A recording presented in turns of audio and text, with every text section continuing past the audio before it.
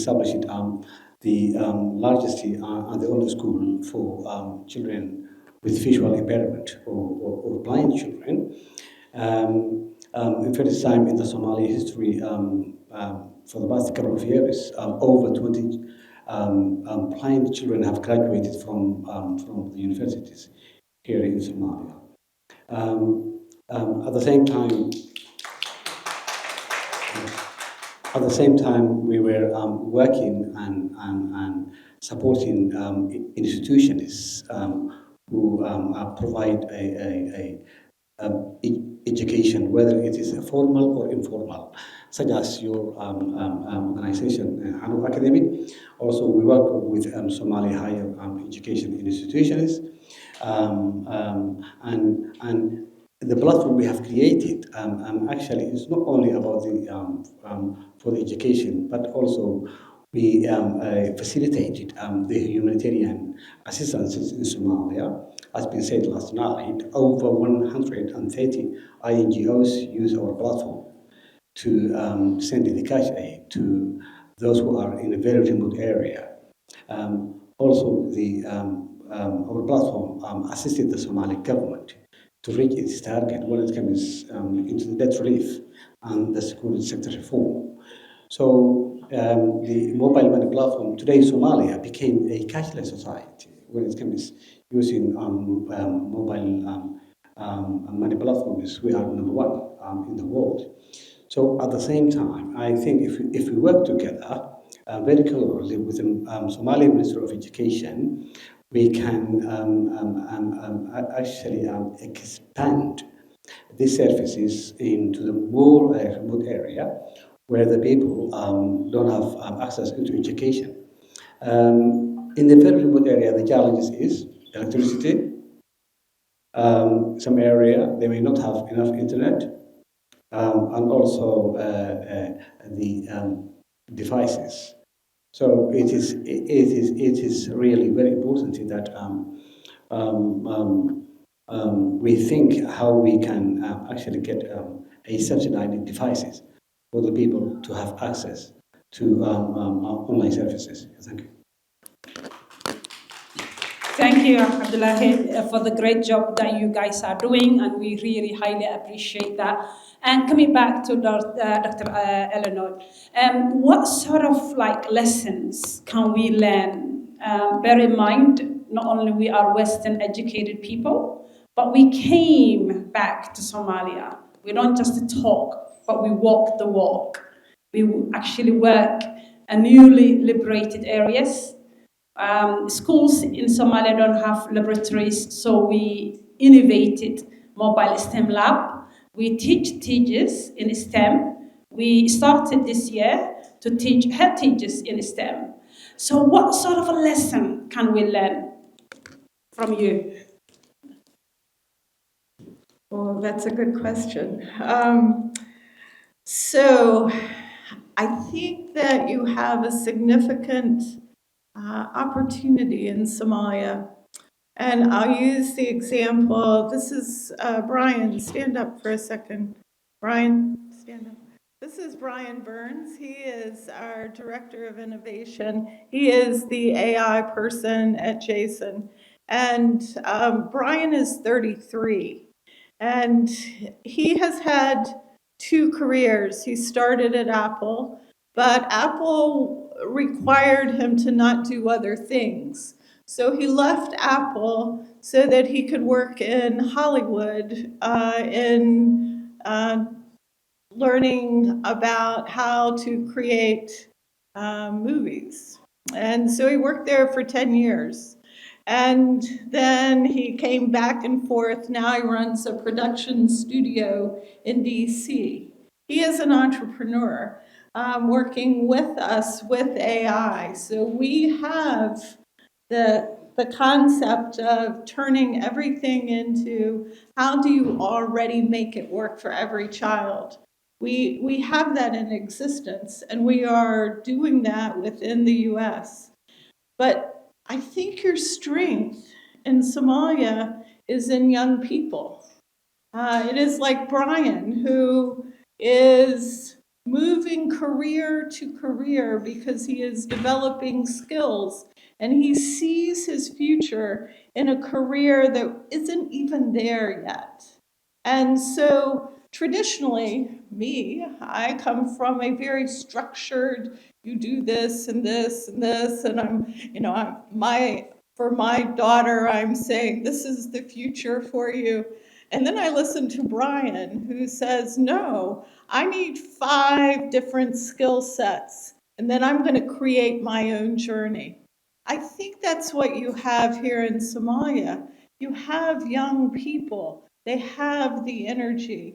And when they can gather those skill sets and they understand the vision of the country and they see themselves in it, then they have the energy to get there.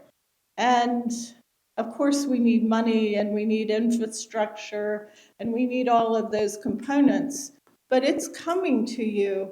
The thing that you have that a lot of countries do not have is that energy of that age.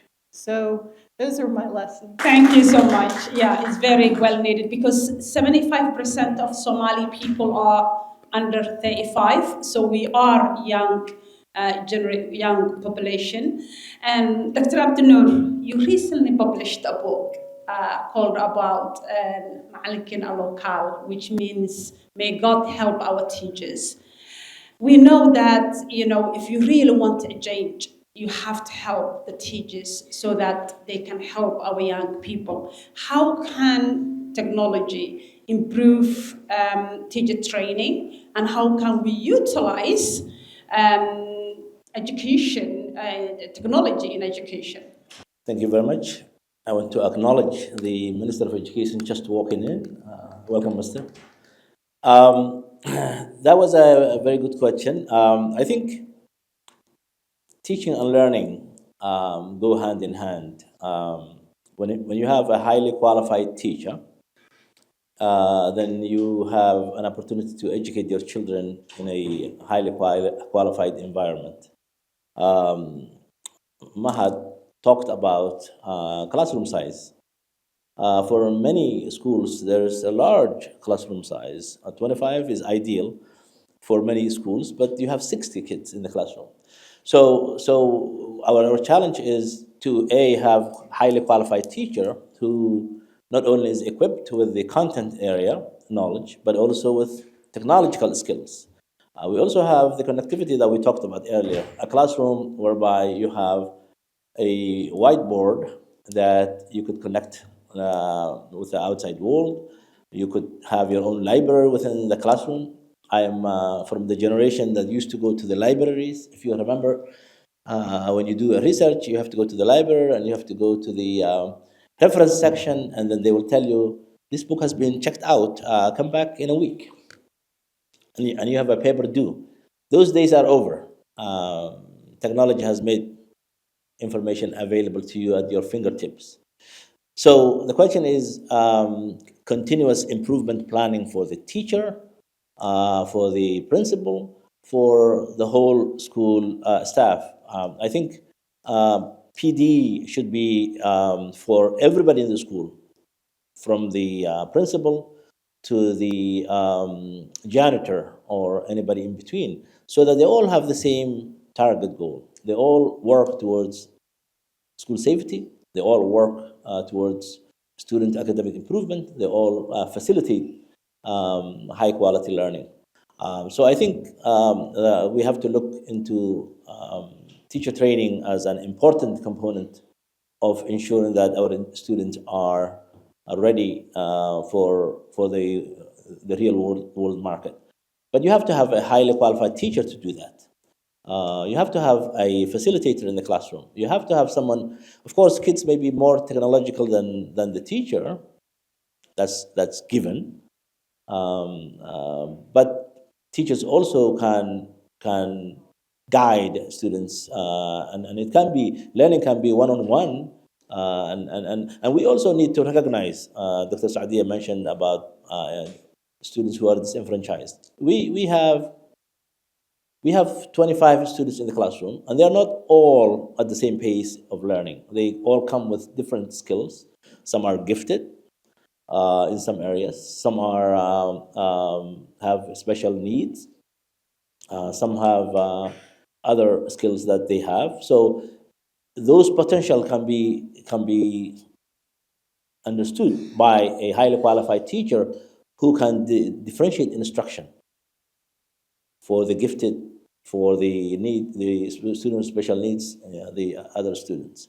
So what we need here is a highly qualified training for all our staff in order to educate our children and prepare them for the future. Yeah, and Mahat, and how can we align and how can we use technology to align Somali education so that our student can compete in a global market? That's actually a very good question. I say the teachers are the most important pillar to education. Like Professor Abdul just said, if we support our teachers, then we will have students that are supported. The teachers are mainly busy with mundane, repetitive tasks that are administrative work rather than actually educating kids. So sometimes I have a conversation with the teachers. I say, what does a teacher do? There's 5 things that the teacher does. 1, stays up at night preparing lesson for the next day. That will be done by AI. Preparation is long gone. Number 2, the teacher goes to the whiteboard to teach, to your point, 60 kids who are not at the same grade level. The world is moving towards digital whiteboard. Every single child will have their own whiteboard. You have your own cell phone. You don't get in line to make a phone call. Why get in line to get your education? Number 3, the teacher does printing papers and distribution. That will be done by the computer. All the distribution will be done by the computer. The teacher then takes the paper back and grades it at night. There's a friend of mine, he called me, and this is Minnesota. He said, my wife is here 10 o'clock at night grading papers. I need to be saved. Where's your AI stuff? I said, okay, don't worry, we'll come to you. So he's staying up with his wife to do the grading. That's not education. That is administrative work. That should have been replaced a long time ago by a computer. The 5th thing that a teacher does is reporting. Every 3 months, what happens? You go to school, parent-teacher conference, and now the teacher will tell you your child failed or they passed. As a human, we learn from instant feedback. When you're learning to walk, you're walking, you fail. You get up. They say that the human being needs to fail 50 times before they learn to walk. A computer will be so patient, will repeat for you until you get the concept. The new role of a teacher will be a coach and a mentor. All of the repetitive, mundane tasks will be done by AI. So the new innovation that is coming, when we say that every single household will become a classroom, right? We're not going to be waiting just for the teacher. So the way we support our teachers is we give them, the professor wrote a book that Sister Shadi was just mentioning, Ma'alin Ken al-Lokal. Kal here means support or help, right? So the new support is here AI. Allah subhanahu wa ta'ala has brought support for the teachers who have not seen innovation for the past 200 years. If you look at every single sector, we go through the phone, with telecommunication. How many innovation has telecommunication seen? We have been waiting in line to make phone calls. Someone thought, you know what, let me make a phone call box. I need some privacy when I'm making phone call. Someone said, why do I need to be coming outside? I need to stay at home to make my phone call. Then someone said, why do I need to stay outside? I need to go outside to make a phone call. And right now, every single person has a phone in their pocket. You don't wait in a line. If you look at the transportation, we went from walking to horses to today what happens? You have a self-driving car. When we got invited by Google, this was about 3 weeks ago. I was in San Francisco. They sent me a car that is self-driving. So I got in the car is driving by itself. This car sees what is in front of it, the back, the left, the right. It is constantly scanning. And a lot of people were like, "Are you crazy? Why are you in that car? Aren't you afraid for your life?" I'm like, "This car is more safe than a human being, right?" So if we could automate transportation, telecommunication, we should put a lot of investment in supporting our teachers so they're not staying up at night grading papers. The teachers should do the human work, and the computer and the AI should do the paperwork. That is how we advance education. And if we make the proper investment, right, here in America and here in Somalia, if we give the proper investment and we give every single child their personalized education, every child will reach their potential. And this is how we invest into the country. Thank you so much, Mahat. And in Somalia, we have like AI companies. As you said, AI is very important. And Eurosom, founded by Dr. Issa, is an AI-based company here in Somalia. So Somalia needs education that leads employment. Roughly 70% of Somali population are unemployed. So, and Minister of Education, Mr. Farah Abdulqadir, is here in the hall at the moment. Thank you for joining us, first and foremost. And secondly, how can we as Somalis help our young people, not only to be like, as you are aware of, social media is a problem, but it is also good. So how can, Dr. Eleanor, we can help our young people not to use in a wrong way for social media? Well, if I could solve that, I could solve it for the states, and everyone would be happy. It is a constant discussion in the U.S. right now. I think as we talk about the importance of changing teachers, it is also what we have our students doing. So, if we are teaching a math problem, if we are teaching algebra to our students, how are we teaching it? Are we teaching our students to solve a problem? So, I think that when we take the way that we teach and we create it so that it's engaging for our young people, then social media makes sense. Otherwise, you are just playing and you're looking at advertisements and you're caught up in negatives. But when you are thinking as a young person how to solve something, and again, I'll give you a little example. We worked with a district, a very rural district in West Virginia. West Virginia is very rural it's a state in our country. And so at the high school, the students became the help desk for the community. And so we had 16-year-olds who were providing the technological services, and they were being supported because we were setting up a pathway into AI industry and into technology. COVID hit within a year of that being set up. And that little community, in order for people to receive health services who were older, needed to know how to use technology. Suddenly, these 16 and 17-year-olds were providing significant service to their community. They study hard. We've been tracking the group of students who did that. They see purpose in their life. They committed. I think that as you're talking about changing the role of teachers, moving away from busy work, then the role of teachers is to work with problem solving that enhances the greater good. And when that happens, utilizing technology, then we control the way that students think because they are thinking into the greater good, not just reading advertisements. As everybody aware of, we have an issue, our schools, majority of our schools, in public or private schools, don't have, electricity, no internet access.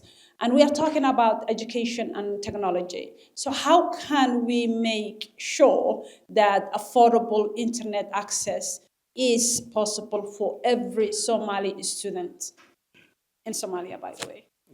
Yeah, thank you, Dr. Sadia.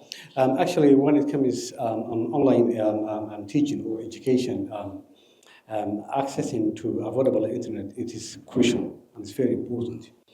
During the COVID-19 time, we as Root Telecom have created a portal for students, a hugely subsidized platform package for students to have access into education.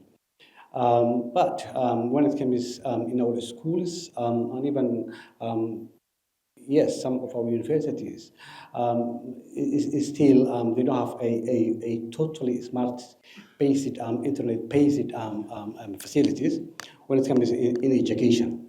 There is a Sweden NGO who have produced a tablet, and then they uploaded different sort of scales. So the tablet then it carries its own solar panel, and it has two lights as well. So the people they can take it anywhere they want in a very remote area. So they charge using the solar. They use the light during the night. So and they upload it in the tablet over 30 different skills where you can actually study while you are at home, including some technical skills. So here in Somalia, when it comes to education today, despite our low number in enrollment, but still the number who are graduating from the universities are all in oversupply in the market. So that means that we in our education it's not responding the market needs. So then we need to adjust our education into the market needs. Especially, I believe that we need to focus more on different educations, and technical educations. There are huge technical experts gap here in Somalia. So that's the reason I believe we need more a technical basic education. Mahat, I met him last year in America. So we were talking about in education and this AI, some different technology today, where actually you can implement here in Somalia a well-known universities programs. So using through AI, which is really, I believe, very important to even have a quality education for our children. Thank you. Thank you so much. Before we actually conclude, we will allow if any of the audience want to ask questions to our panel. Anyone? You can put your hands up. Okay. Okay. Thank you. So many students face the challenge for not having a standardized tests like IELTS, TOEFL.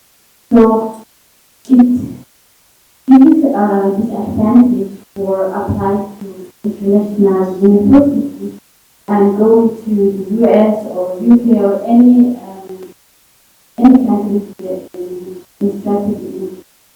So how can you help the students who have actually to pursue their studies in America or in the US and to seek for those standardized exams? Because going to Kenya or the neighboring countries like Ethiopia, it costs a lot and it's expensive. So we need such standardized exams to be in the country. Yeah, thank you. I might allow Dr. Abdul to answer that question. Thank you. That's a very nice question. That may have been the case a while back, but we now have standardized tests in Somalia. We have a unified curriculum in Somalia. We have a system in place that can ensure that students have the skills transferred. As a matter of fact, last week the Commission received a message from Canada where a Somali student went to study there, and they asked us to authenticate whether the certificate is legitimate or not. But for language, specifically TOEFL that you talked about and other linguistic tests, those are available by some organizations that provide them in Somalia. I think Dr. Saad's organization provides a connection with one of those tests. But those will not be necessary if those companies come to Somalia because now they're in Kenya, they're in other countries, but they should be able to come in Somalia, but they should also have a connection with other organizations.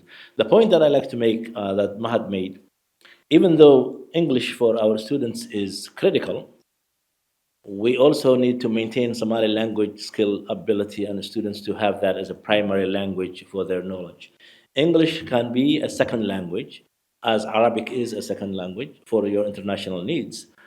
We have a belief in Somalia that people think that if you go out of sight of Somalia, you can't study in other schools and you have to learn English. No, be strong in Somali and also have the skill in English. If you go to Norway, Sweden, everybody speaks English and everybody speaks Norwegian or Scandinavian or what have you. So Somali should be a priority. 2 points I like to make before I leave. Mahat is someone that I think highly of, very well qualified, comes from the same neighborhood as I come from. And he is Quranic school teacher. He taught my son Abdullah in Quranic school, and he's also an AI expert and does multiple things like this gentleman here. So I really appreciate the work that he does. And the second point I like to make is that a highly qualified teacher always knows the conditions of his students.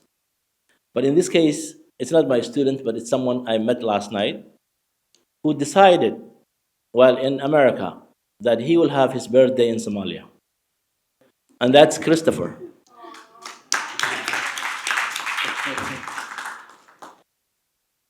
Christopher, we have to do a one-on-one instruction on you. We said, Jason Learning is coordinator. So, Chris, today is his birthday. We Somalis in the diaspora do not celebrate birthday, but our kids are conditioned to celebrate birthday. A Somali embassy person in Washington, I used to live in Washington, he was the counselor. He told his son Muhammad, no, we don't celebrate birthday. Go to school tomorrow. So Muhammad went to school, and the teacher said, Muhammad, today is your birthday. All the kids in the class cried. Today is his birthday. We need the cupcakes, and they are waiting for you. And he said, okay, I'll come right now. So he went to, I think, Giant store and picked the 26 cupcakes and went to the classroom. Today, we don't have cupcakes for you, but stand up and we will celebrate for you. Thank you, Dr. Abdul Noor, and happy birthday, Christopher. And we looking forward to seeing you, more of you, inshallah. We are at the end of our panel discussion. I will allow a conclusion just for 1 minute each of you, and I have to start with Mahat. I want to quickly, maybe 10-second answer the question. A lot of Somali students leave out of the country to do test, the TOEFL test. We are in talks with an American company that is in 60 countries to do testing to come to Somalia. So you will no longer travel outside of the country to do your testing.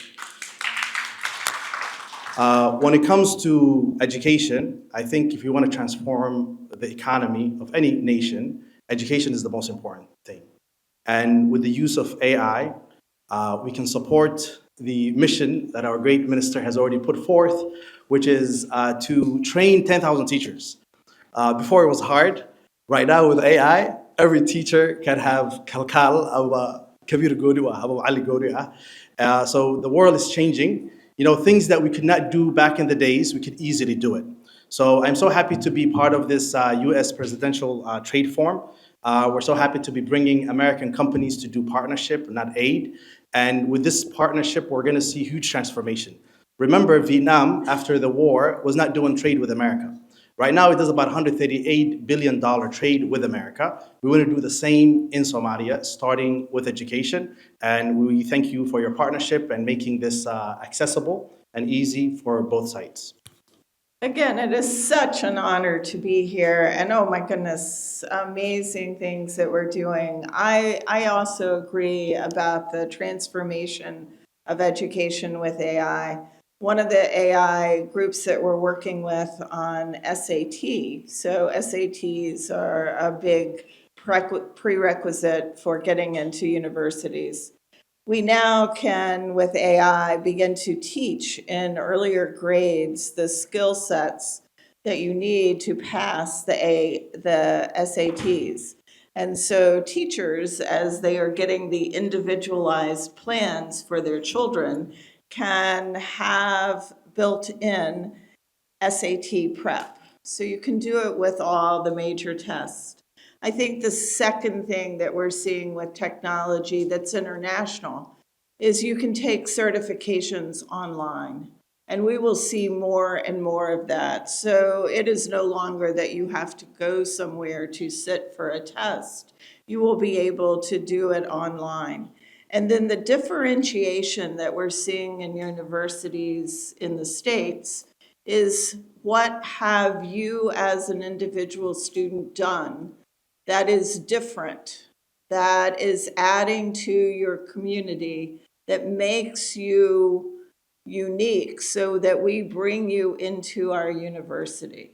And I think that that is the piece that you capture again as students are working together with the ministry, with the communities to make change. And when we see that across the world, then the potential of our young people becomes extremely great. And so working with Somalia, where you have that human capital, is amazing. Thank you. Yes, first of all, I would like to thank all the American companies and individuals who have made their way to Somalia. And also, I do welcome a very good partnership between the Somalis and the Americans, especially on education and business and AI as well. Also, I would like to suggest that the universities, in Somali universities, they should meet with Mr. Mahad and also Jason Lenin as well to discuss the best way we can get actually a quality education while we are here in Somalia. Good morning. My name is Dr. Abdinur Muhammad. I am the current chairman of the Higher Education Commission of Somalia, former Minister of Education in Somalia, and a long-time educationist with the Ohio Department of Education. The doctor has talked about Ohio. I've worked for the Ohio Department of Education as an educational consultant, working with Ohio schools, and then later here in Somalia. So it's good to have my fellow Americans and Somalis to gather here today and to talk about the future and how we can bring Somalia and the U.S. and the rest of the world together in fostering innovation, development, and progress. Thank you. Thank you. And Abdullah Osman. Abdullah Noor. Hello, hi.